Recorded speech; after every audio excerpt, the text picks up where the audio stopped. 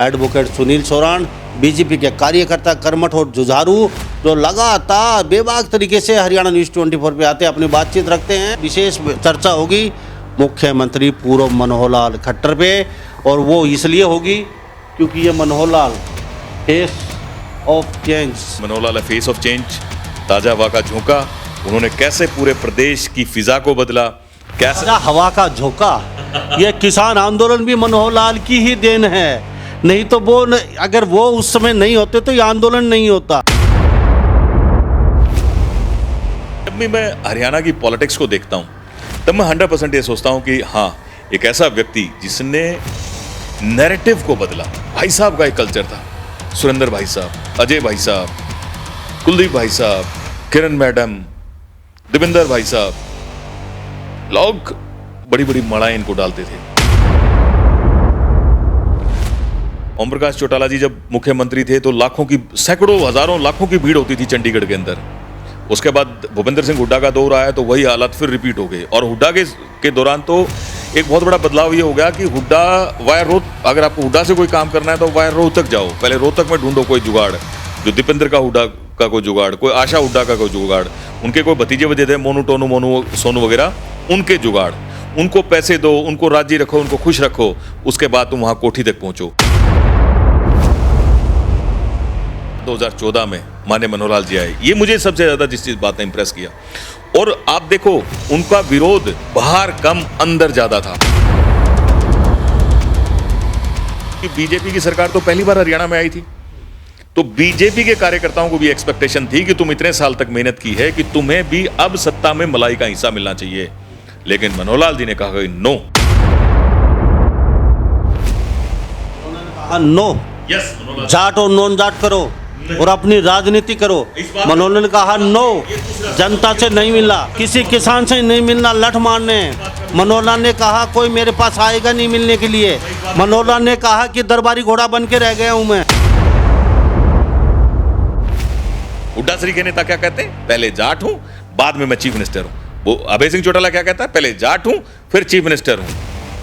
दुष्यंत चौटाला क्या कहता है, पहले जाट हूं फिर चीफ मिनिस्टर हूं। ये अकेला ऐसा व्यक्ति था जिसने कहा कि नो, मैं हरियाणवी हूं, हरियाणा एक, हरियाणवी एक। बीजेपी के कार्यकर्ता भी मनोहर लाल जी के विरोध में खड़े हो गए।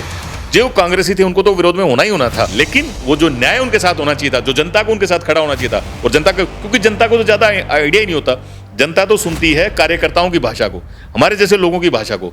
लेकिन हमने उनके साथ वो न्याय नहीं किया जो किया जाना चाहिए था। लेकिन चुनाव में जहां मनोहर लाल जिसके साथ खड़े हुए, ये भी एक कमाल बात, वो ही हार गया। और सारे नेताओं ने हाथ जोड़ लिया था, ऊपर तक मैसेज कर दिया था, साहब किसी को बुला दो, चाहे हमारे विपक्ष वाले खड़े कर दो हमारे सामने, हमारे मंच के ऊपर, मनोहर लाल को मत लेके आओ। बीजेपी का मेन एजेंडा क्या था? बीजेपी ने सबसे ज्यादा वोट किस बात पे मांगे? बिना खर्ची पर्ची की सरकार पर। किसकी देन है भाई? नमस्कार, स्वागत आपका हरियाणा न्यूज़ 24 पे। मैं हूं मुन्ना लंबा, मेरे चौकी हिमांशु लंबा के साथ हम मौजूद हैं चरखी दादरी में। और चरखी दादरी में हैं तो हमारे साथ खास मेहमान, आपके जाने पहचाने एडवोकेट सुनील सोरान, बीजेपी के कार्यकर्ता कर्मठ और जुझारू जो लगातार बेबाक तरीके से हरियाणा न्यूज़ 24 पे आते अपनी बातचीत रखते हैं और समाज के मुद्दे भी ये उठाते हैं। हमारे साथ खास विशेष चर्चा होगी मुख्यमंत्री पूर्व मनोहर लाल खट्टर पे, और वो इसलिए होगी क्योंकि ये Manohar Lal face of change और ये तस्वीरें ये सब बयां कर रही हैं। अब आप इनको, मनोहर लाल तो यहाँ से जा चुके हैं, लेकिन कहते हैं ना, अंधभक्ति और इतना प्यार वो कभी जाता नहीं है। इनके दिल में खट्टर साहब मनोहर लाल जी बैठ चुके हैं, लेकिन जनता के दिल में वो कभी जगह नहीं बना पाए। लेकिन एक ऐसा शख्स है जो बेतनहा मोहब्बत करता है, चाहता है खट्टर साहब को, उनके कार्यशैली को, और उनके जो भी काम किए उनको बड़ी प्रशंसा करते रहते हैं ये, और तस्वीरें अपने दीवारों पे बना रखी हैं, और कई बार इनके साथ ये देखे भी गए हैं। तो मनोहर लाल जनता के हरियाणा की के चाहते तो नहीं बने, अपने कार्यकर्ताओं के चाहते तो नहीं बन पाए, ना अपने नेताओं के चाहते बन पाए, लेकिन कोई तो है जो उनको आज भी यादें और उनका जो कार्यशैली आपके दिल में सजे हुए उनकी तारीफ़ें करता है। एडवोकेट साहब, आपका बहुत बहुत स्वागत है। हमारे साथ एडवोकेट सुनील सोरान खास बातचीत में मौजूद है चरखी दादरी से, और मनोहर लाल फेस ऑफ चेंज, ये पीछे बोर्ड, ये तस्वीरें, सब कुछ जानने की कोशिश करते हैं। आपका बहुत बहुत स्वागत है। धन्यवाद लांबा साहब, और आपका बड़ा आभार कि आप अपने प्लेटफॉर्म पर मुझे फिर दोबारा मौका दिया और ऐसे मुद्दे पर मौका दिया कि जहां हम माननीय मनोहर लाल जी को डिस्कस करें, जो 10 साल 9.5 साल लगभग हरियाणा के मुख्यमंत्री रहे। और जैसे मैं कहता हूं कि मनोहर लाल फेस ऑफ चेंज, ताज़ा हवा का झोंका, उन्होंने कैसे पूरे प्रदेश की फिजा को बदला, कैसे हवा का झोंका। ये किसान आंदोलन भी मनोहर लाल की ही देन है, नहीं तो वो अगर वो उस समय नहीं होते तो ये आंदोलन नहीं होता। ये सारा किया गया, अभी लोग भी कहते हैं, सारे किसान कहते हैं, ये सारा बेड़ा गर्क उन्होंने कर दिया। उन्होंने अगर ये कांड नहीं करते, किले गाड़ना, लठ मरवाना, धुआं छोड़ना, पानी के बौछारें मारना, उस समय ऐसा कुछ था ही नहीं। लेकिन इन्होंने जो किया, इनसे जो बन पाया वो सब कुछ किया, बस खाली एक गोली नहीं चलाई, लेकिन रबड़ की गोलियां तो जरूर चलाई, किसान कहते हैं। ये सारा करा धराया उनका, लेकिन आपके दिल में बैठे हुए हैं। शायद मुझे ऐसा लगता है आप अपनी पत्नी से ज़्यादा मनोहर लाल को ज़्यादा दिन में याद करते, मुझे ऐसा लगता है। देखो लांबा साहब, हर एक व्यक्ति की अपनी अलग जगह होती है, लेकिन जब भी मैं हरियाणा की पॉलिटिक्स को देखता हूं तब मैं 100% ये सोचता हूं कि हाँ, एक ऐसा व्यक्ति जिसने नैरेटिव को बदला। लांबा साहब मोटा मोटी जब कॉलेज में थे, जब हम राजनीति समझ गए थे, थोड़ा थोड़ा आने लगी थी अंदाजा कि भाई कहाँ राजनीति जा रही है, सबसे बड़े काम ये होता था कि मैं तो खैर एक फौजी बाप का बेटा था, ज़्यादा मेरी उसमें इन्वॉल्वमेंट नहीं होती थी, और कभी ऐसा भी नहीं था कि मुझे कोई जॉब लेनी है। लेकिन मैं देखता था गांव में, गुहांड में, दोस्तों में, कि उस जमाने में चौधरी सुरेंद्र सिंह हुआ करते थे, फिर अजय सिंह चौटाला आए, उसके बाद कुलदीप बिश्नोई आया, उसके बाद फिर चेंज हुआ तो फिर हुड्डाज आ गए। भाई साहब का एक कल्चर था, सुरेंद्र भाई साहब, अजय भाई साहब, कुलदीप भाई साहब, किरण मैडम, देवेंद्र भाई साहब, लोग बड़ी बड़ी मालाएं इनको डालते थे, घर बुलाते थे, बड़े बड़े कार्यक्रम करते थे, इनके दरवाजों पर खड़े रहते थे। ओम प्रकाश चौटाला जी जब मुख्यमंत्री थे तो लाखों की, सैकड़ों, हजारों, लाखों की भीड़ होती थी चंडीगढ़ के अंदर। उसके बाद भूपेंद्र सिंह हुड्डा का दौर आया तो वही हालात फिर रिपीट हो गए, और हुड्डा के दौरान तो एक बहुत बड़ा बदलाव ये हो गया कि हुड्डा वाया अगर आपको हुड्डा से कोई काम करना है तो वाया रोहतक जाओ, पहले रोहतक में ढूंढो कोई जुगाड़, जो दीपेंद्र का हुड्डा का कोई जुगाड़, कोई आशा हुड्डा का कोई जुगाड़, उनके कोई भतीजे वजे थे, मोनू टोनू मोनू सोनू वगैरह, उनके जुगाड़, उनको पैसे दो, उनको राजी रखो, उनको खुश रखो, उसके बाद तुम वहाँ कोठी तक पहुँचो। या फिर यहाँ आप उनको कहेंगे धोड़ कपड़िए, हर गांव के कोई 5-4 उनके गुर्गे होते थे, उनके हाथ पांव जोड़ो, उनके पैर पकड़ो कि भाई ले चल, उनको दारू पिलाओ, उन पर खर्चा करो, फिर वो आपको चंडीगढ़ लेके जाते थे, फिर चंडीगढ़ जाके आपके काम होते थे। उसके बाद 2014 में माननीय मनोहर लाल जी आए, ये मुझे सबसे ज्यादा जिस चीज बात ने इंप्रेस किया। और आप देखो उनका विरोध बाहर कम अंदर ज्यादा था। मैं से बहुत लोगों को जानता हूं जिन्होंने ये कहा कि, मेरी बात मैं कंप्लीट करूं, जिन्होंने कहा कि जिस प्रकार से नौकरियां हुड्डा ने बांटी, ओम प्रकाश चौटाला ने बांटी, उसी प्रकार से, बल्कि सबसे पहले तो मैं कहूंगा कि हम चौधरी ओम प्रकाश चौटाला जी को श्रद्धांजलि भी देते हैं, तो उनको श्रद्धांजलि देते हुए मैं ये कहूंगा कि वो जो माहौल उस समय का था कि जैसे लोकदल के लोगों को नौकरियां मिली, लोकदल के लोगों को फायदा मिला, जैसे कांग्रेसियों को मिला, ऐसा ही फायदा, क्योंकि बीजेपी की सरकार तो पहली बार हरियाणा में आई थी, तो बीजेपी के कार्यकर्ताओं को भी एक्सपेक्टेशन थी कि तुम इतने साल तक मेहनत की है कि तुम्हें भी अब सत्ता में मलाई का हिस्सा मिलना चाहिए। लेकिन मनोहर लाल जी ने कहा कि नो, जो जिसका हक है वो उसको हक मिलेगा। उन्होंने कहा नो, यस, जाट और नॉन जाट करो और अपनी राजनीति करो। मनोहर ने कहा नो, जनता से नहीं मिला। मनोहर ने कहो किसी किसान से नहीं मिलना, लठ मारने। मनोहर ने कहा कोई मेरे पास आएगा नहीं मिलने के लिए। मनोहर ने कहा कि दरबारी घोड़ा बन के रह गया हूं मैं। मनोहर ने कहा मैं जनता के बीच कभी नहीं जाता। और मनोहर ने कहा कोई मिलने आया उसको बेइज्जती करके भगाया। मनोहर ना तो कभी किसी नेता बन पाए, ना जनता के नेता बन पाए, ना कभी वो जनता के बीच में गए। वो दरबारी घोड़े बन के रहे, जनता उनको पसंद नहीं करती थी। आपके खुद के बीजेपी के लीडर नहीं चाहते थे। और यहाँ तक कि लांबा साहब, यही मैं कह रहा हूँ लांबा साहब कि अब दूसरा उनको नुकसान हुआ। मैं कह रहा हूँ लांबा साहब, मनोहर लाल जी के साथ न्याय नहीं हुआ। दूसरा अन्याय लांबा साहब आप 9.5 साल राज करके चले गए, न्याय नहीं हुआ, पूरी जनता को घुमाए रखा। 9.5 साल तपस्या की उन्होंने, न्याय नहीं हुआ, तपस्या की उन्होंने 9.5 साल। आप कह रहे हो जाट नो जाट, सबसे पहला काम माननीय मनोहर लाल जी ने किया कि उन्होंने अपना नाम मनोहर लाल खट्टर से हटा के सिर्फ मनोहर लाल हरियाणा एक हरियाणवी एक की डॉक्ट्राइन से काम किया। यह काम करने की किसी में हिम्मत नहीं थी। हुड्डा श्री के नेता क्या कहते हैं, पहले जाट हूं बाद में मैं चीफ मिनिस्टर हूं। वो अभय सिंह चौटाला क्या कहता है, पहले जाट हूं फिर चीफ मिनिस्टर हूं। दुष्यंत चौटाला क्या कहता है, पहले जाट हूं फिर चीफ मिनिस्टर हूं। यह अकेला ऐसा व्यक्ति था जिसने कहा कि नो, मैं हरियाणवी हूं, हरियाणा एक हरियाणवी एक, इस डॉक्ट्राइन पे काम किया। ये आपके पहले सवाल का जवाब है। दूसरा जवाब, जाट अलग और सारी बिरादरी एक। कहां जाट अलग, कौन सा जाट अलग? मैं आपको रिजल्ट दिखा। सैनी साहब को इन्होंने प्रमोट करके उतारा, जितनी भी कोशिश हुई सैनी साहब ने पूरा मतलब बगाव। आप क्यों सैनी साहब अकेली बात क्यों करते हो? आप देखो ना, आज तो किरण चौधरी को भी तो बीजेपी अपने साथ लेके आई, कांग्रेस से लेके आई और उनको राज्यसभा का सांसद बनाया, उनकी बेटी को मिनिस्टर बनाया। अरे साहब, मजबूरी थी आप लोगों की, 3 सीटें 4 सीटें जितानी थी। हरियाणा में अच्छा खासा प्रभाव था किरण चौधरी का, आप नहीं लेके आते कभी भी, आपकी मजबूरी थी। तीसरी बार सरकार इसी जोड़ तोड़ में तो बनी आपकी, जाटों को गाली दो, कांग्रेस के लीडरों को तोड़ो, मतलब इस तरीके से राजनीति करके। लांबा साहब महिपाल ढांडा मिनिस्टर, श्रुति चौधरी मिनिस्टर, पिछली योजना में जयप्रकाश दलाल मिनिस्टर, ओम प्रकाश चौटाला का भाई रजी चौटाला मिनिस्टर, दुष्यंत सिंह चौटाला बहुत बड़ा मिनिस्टर, कमलेश ढांडा मिनिस्टर। कहां कसर छोड़ी बीजेपी ने जाटों के लिए? 2 प्रदेश अध्यक्ष, सुभाष बराड़ा प्रदेश अध्यक्ष और फिर ओम प्रकाश धनखड़ प्रदेश अध्यक्ष। पर मैं कह रहा हूं बीजेपी के कार्यकर्ताओं ने भी न्याय नहीं किया माननीय मनोहर लाल जी के साथ, क्योंकि मनोहर लाल जी ने सबसे पहली बात की कि आप अपना काम से कामित रहो। तो उसका असर यह हुआ कि बीजेपी के कार्यकर्ता भी मनोहर लाल जी के विरोध में खड़े हो गए। जो कांग्रेसी थे उनको तो विरोध में होना ही होना था, जो लोग मलाई सत्ता की चाटना चाहते थे उनको तो विरोध में होना ही होना था। साथ किसको आना चाहिए था? बीजेपी के एक एक कार्यकर्ता को। वो उस समय तो साथ आए जब मनोहर लाल जी दिखे, लेकिन पीछे से उन्होंने उनकी आलोचना की। तो इसलिए जो उनका अधिकार, जो हक मनोहर लाल जी को मिलना चाहिए था, वो नहीं मिला। दूसरी बात, आप कहते हो जनता से नहीं मिले।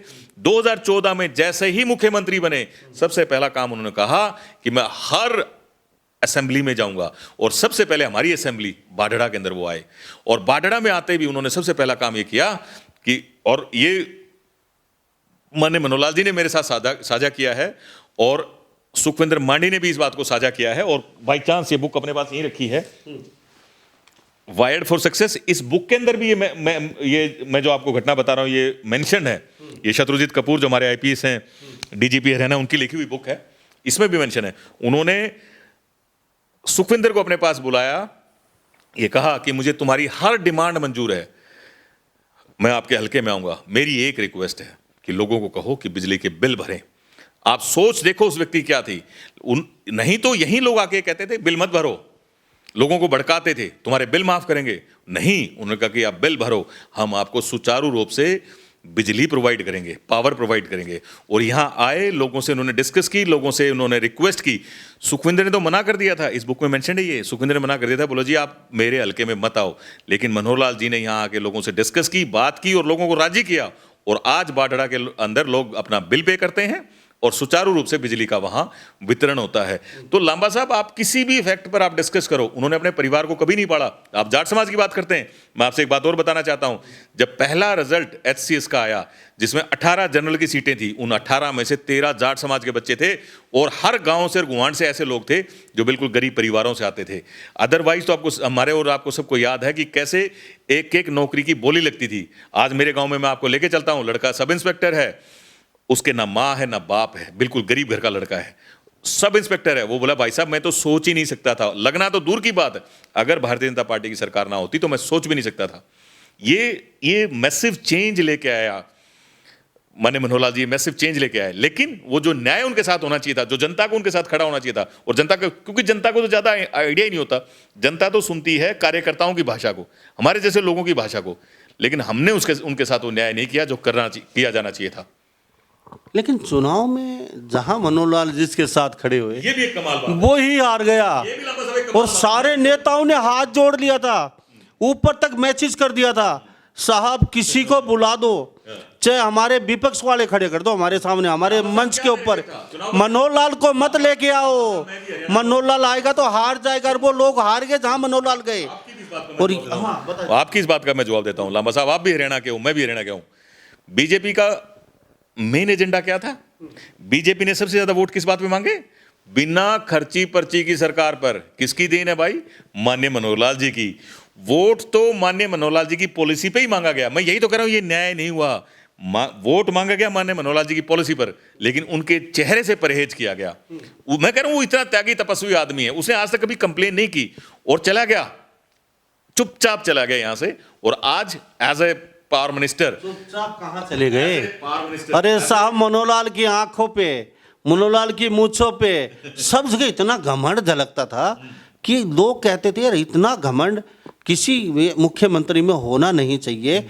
लेकिन जितना घमंड मनोहरलाल ने दिखाया, कोई सेल्फी ले रहा उसका मोबाइल तोड़ के भगा दिया, कोई बेचारा राम राम करा उसको दुत्कार के भगा दिया। ये ऐसे इतने बड़ी कुर्सी पे बैठे हैं, जनता के चहीते हैं, कोई तो उसके मिलना चाहता है कोई। हाँ लांबा साहब, ऐसा नहीं है कोई इक्का दुक्का घटनाएं ऐसी हुई थी, ऐसा नहीं है। अदरवाइज हर हल्के में, और हल्के में 4-4 5-5 जगह उन्होंने जाने का प्रयास किया, लोगों से जाके उनकी बातें भी सुनी, लोगों को बताई भी, और कैसे पोर्टल की सरकार के सहारे कैसे खुद घर बैठे लोगों की बुढ़ापा पेंशन आई, विकलांग पेंशन आई, कैसे विधवा पेंशन आई, कैसे लोगों के राशन कार्ड बने, कैसे पीले कार्ड बने, कैसे सब फैसिलिटीज मिली। ये सब चीजें भी मनोहर लाल जी की सरकार ने दी, और साथ साथ लोगों के बीच जाके उन्होंने उसको डिस्कस भी किया। हाँ, कई जगह जैसे वो एक महिला का मामला था जिसमें एक मजाक में कई बात को बतंगड़ बनाने की कोशिश की, लेकिन मनोहर लाल जी ने रियलाइज भी किया और सॉरी भी बोला। बड़ापन उन व्यक्ति का वो ये था कि भाई मेरी बहन है। आप जब से आई है ये अफसरशाही बेलगाम है, कर्मचारी बेलगाम है साहब, कोई किसी की सुन नहीं रहा है, ऑफिसों के चक्कर काट रहे हैं, गरीब लोग दुखी हो रहे हैं। ये आपकी देन है, ये आपकी सरकार की देन है। नहीं लांबा साहब, ये दुखद बात है। ये कुछ भारतीय जनता पार्टी के कार्यकर्ताओं ने और बाकी विरोधियों ने जानबूझ के ऐसा मैसेज और सोसाइटी में परकोलेट करने की कोशिश की है। ये बिल्कुल सच नहीं है, बिल्कुल झूठ बात है। आज कर्मचारी, सरकार कर्मचारी को कुछ भी गलत करते हुए 6 बार सोचना पड़ता है, डर भी लगता है, भयभीत भी है, और उनके खिलाफ कार्रवाइयां भी होती हैं। सबसे ज्यादा कार्रवाई इसी सरकार के दौरान हुई हैं, सस्पेंशन भी हुए हैं, टर्मिनेशन भी हुए हैं, और अपने नौकरियां छोड़ के जाना भी पड़ा है। और आप ये भी देख के चलो, लंबे समय तक किसी अधिकारी को यहाँ बैठने नहीं दिया, बहुत जल्दी तबादले भी होते थे, और ईमानदार जो अधिकारी था वो अपना लंबा काम भी करता था। तो ये जो परसेप्शन चेंज की, जो सिस्टम चेंज किया, इसके लिए जो व्यवस्था बदली, मैं इसके लिए कहता हूं कि मनोहर लाल जी को हमेशा याद किया जाएगा। एक नया नैरेटिव सेट किया, याद किया जाएगा साहब। आप भी यादों में चली जाती है आपकी पार्टी, आपकी सरकार। पुराना जमाना हो चुका होता है इनके चेहरे पे। अगर ये मनोहर लाल क्या फेस ऑफ चेंज जो अपने साहब, अगर ये रहते मुख्यमंत्री, मजबूरी में चेहरा बदलना पड़ा आपको, शेरनी साहब का चेहरा आगे करना पड़ा। ये रहते तो आपकी ना तो सरकार बनती, आपके 25 सीटें भी नहीं आती। इनको यहाँ से हटाना पड़ा, रातों रात यहाँ से हटा के दिल्ली भेजना पड़ा, उसके बाद आपकी सरकार बनी है। ये पूरी जनता कहती है इस बात के लिए। हम भी ग्राउंड पे घूमते थे, मनोहर लाल लेते तो बहुत बुरी हार होनी थी आपकी। अब मानिए 9.5 साल में आपके मुख्यमंत्री साहब से मैं एक बार भी नहीं मिला, और ना मिल पाया। कई बार कोशिश की मिलने की, लेकिन नहीं मिल पाया। और शेरनी साहब बनते ही मैं 4 बार मिल चुका हूँ, खुद निमंत्रण आ चुका है। पहले जो मुख्यमंत्री उनके सबके साथ में पता नहीं कितनी बार मिला हूँ, उनके कोठे पे मिला हूँ, उनके हर जगह मिलता रहता हूँ। साहब ये आपकी व्यक्तिगत है, ये आपका व्यक्तिगत बातें हैं कि आप मिल पाए कि नहीं मिल पाए। आप अपनी पर्सनल चीजों में जा रहे हो। इंपॉर्टेंट है लांबा साहब की प्रदेश के हित में क्या है। और लांबा साहब जो रास्ता माने मनोहर लाल जी दिखा के गए, उसी रास्ते पर सैनी साहब आगे कैरी करेंगे। हाँ, ये जरूर है कि 4 आदमियों से एक्स्ट्रा मिल लेते हैं, वो एक अलग बात है। हाँ जी, हाँ, जो चलती ही अब मनोहर लाल जी की। अब भी सैनी साहब तो खाली एक मुख्यमंत्री ही बन के रहे हैं, जहां भी होते हैं वो आगे मिलते हैं, जो भी काम होता है वो साहब वहां से आदेश मिलता है तो ही सैनी साहब कर पाते हैं। ऐसा फिलहाल तो ऐसा ही लग रहा है मुझे तो। अभी सब ये भी आपका भ्रम है जो जल्दी टूट जाएगा लांबा साहब। अब माननीय मनोहर लाल जी की हरियाणा की पॉलिटिक्स में कोई इंटरफेरेंस नहीं होती है। वो उनकी जो जिम्मेदारी जो नई लगी है, वो जिम्मेदारी बहुत बड़ी है, और उसी में वो लगे हुए हैं। आप कहते हैं इंटरफेरेंस नहीं होती साहब। प्रोफेसर रामविलास शर्मा का पत्ता काट दिया मनोहर लाल जी ने साहब। उनको टिकट मिलने वाली, सारे नेता खुश, अमित शाह, मोदी जत सब खुश। लेकिन ये कैसे, क्या हुआ और कब हुआ और किसने किया, ये उनका पत्ता काट गया। इतने पुराने नेता को ना मान मिला ना सम्मान मिला, किस तरीके से उनको बाहर का रास्ता दिखाया। चलो इस मुद्दे पे हम बात नहीं करेंगे, चलो मान लेते हैं इस मुद्दे पे नहीं करेंगे। लेकिन अब आपके ये मनोहर लाल जी जो हरियाणा से तो जनता ने पसंद नहीं किया, लेकिन चलो ठीक है, आप कहते हैं अब ये राष्ट्रीय अध्यक्ष बनने वाले पूरे आपके बीजेपी के नड्डा की जगह सुनने में आ रहा है। तो आप कहते हैं कि सैनी साहब को यहाँ ना खट्टर साहब को यहाँ से जाना पड़ा। अब उनके तो चांदी ही चांदी है, यहाँ 10 आंगली थी, वहाँ पे 20वां आंगली घिमे हैं। अब पूरे भारत को संभालेंगे और पूरे राष्ट्रीय अध्यक्ष बनने वाले हैं। इससे अच्छा सोने पे सुहागा क्या होगा? लांबा साहब देखिए, ये तो पार्टी को डिसीजन लेना है। चर्चा में नाम 1 नंबर पे इनका चल रहा है। मैं ये जरूर कहना चाहूंगा कि त्यागी और तपस्वी व्यक्ति है। अगर भारतीय जनता पार्टी ऐसा फैसला लेती है और माननीय मनोहर लाल जी को राष्ट्रीय अध्यक्ष बनाया जाता है, तो मैं तो ये कहूंगा कि ये बहुत ही अच्छा फैसला होगा पार्टी के लिए, देश के लिए, प्रदेश के लिए, कि माननीय मनोहर लाल जी से जैसे व्यक्ति, भारतीय जनता पार्टी में अच्छे लीडर्स की कोई कमी नहीं है। मैं नहीं कहता कि भाई अकेले वही हैं, और भी बहुत अच्छे हैं, लेकिन माननीय मनोहर लाल जी का 10 साल का कार्यकाल, उनका अब तक का एक्सपीरियंस, पार्टी के प्रति उनकी समर्पण, उनका एक ईमानदार व्यक्तित्व, अगर वो पार्टी के राष्ट्रीय अध्यक्ष बनते हैं तो ये पार्टी के लिए बहुत अच्छा होगा। और साथ साथ मैं तो ये भी कहता हूं कि माननीय नरेंद्र मोदी जी को भगवान लंबी आयु दे और वो देश के ऐसे प्रधानमंत्री बने रहे, आगे चलाते रहें।